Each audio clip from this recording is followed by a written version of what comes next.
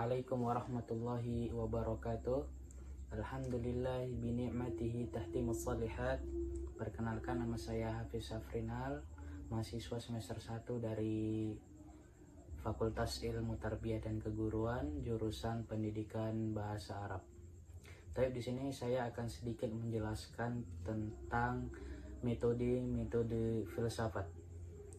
Terus sebelum kepada pembagiannya, kita akan mendefinisikan sedikit apa itu metode filsafat. Secara istilah berasal dari bahasa Yunani yang berarti metodos,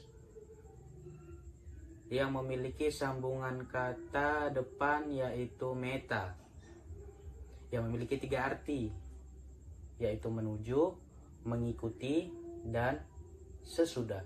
Sedangkan kata yang kedua adalah hodos, yaitu perjalanan, jalan, cara, arah, sehingga istilah metodos memiliki arti penelitian, metode ilmiah, hipotesa ilmiah, dan uraian ilmiah.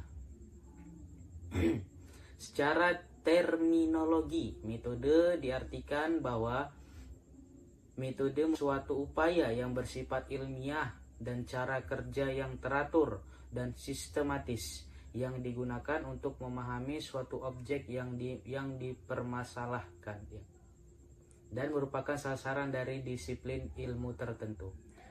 Tapi kita akan masuk kepada metode filsafat yang pertama, yaitu metode kritis.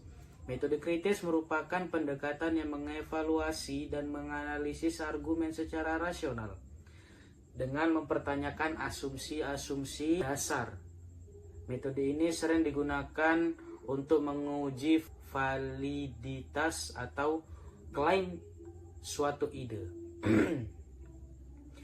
Tokoh-tokoh dari metode ini diantara lain ada Immanuel Kant dan Karl Popper, Socrates, dan Plato.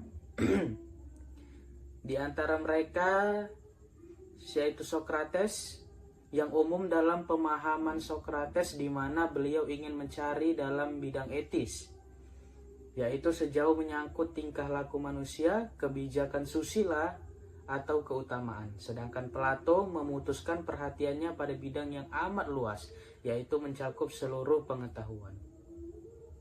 Kemudian kita masuk ke metode yang kedua, yaitu metode skolastik. Metode skolastik adalah pendekatan yang menggabungkan pemikiran filosofis Aristoteles dengan ajaran teologis Kristen. Metode ini melibatkan logika deduktif dalam menafsirkan doktrin keagamaan. Di antara tokoh daripada metode skolastik ini adalah Thomas Aquinas. Kemudian kita masuk ke metode selanjutnya, yaitu metode intuitif. Metode intuitif ini adalah metode yang mengandalkan intuisi atau persepsi langsung sebagai alat untuk memperoleh pengetahuan tanpa melalui proses rasional yang panjang. Di antara tokoh-tokohnya adalah Henry Bergson, Baruch Spinoza, dan Plotinus. Kemudian kita masuk ke metode yang selanjutnya, yaitu metode skeptis. Metode skeptis adalah metode yang mempertanyakan semua klaim kebenaran dan seringkali menunda keputusan sampai adanya bukti yang cukup akan suatu hal. Di antara tokohnya yaitu Pyrrho dan René Descartes. Nah, René menjelaskan bahwa kebenaran yang selama ini diterima sebagai kebenaran haruslah diragukan kebenarannya. Dan Pyrrho dari Elis adalah pendiri aliran skeptisisme Yunani yang mempertanyakan kemampuan manusia untuk mencapai pengetahuan yang pasti. Kemudian kita masuk ke metode selanjutnya, yaitu metode empiris. Metode empiris menekankan pentingnya pengalaman dan observasi sebagai dasar pengetahuan. Segala pengetahuan berasal dari pengalaman indrawi. Di antara tokoh-tokoh daripada metode ini adalah John Locke, Francis Bacon, Hobbes, Berkeley, David Hume. Nah, di antara mereka yaitu Locke dalam An Essay Concerning Human Understanding tahun 1690 berargumen bahwa semua ide manusia berasal dari pengalaman. Kemudian kita masuk kepada metode fenomenologi.